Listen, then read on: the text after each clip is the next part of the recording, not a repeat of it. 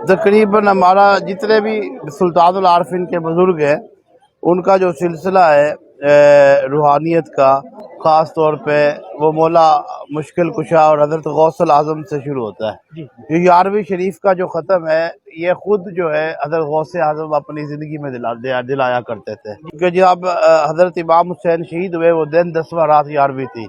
असल में ये अहल बैत का ख़त्म था जो हजूर दिलवाते थे।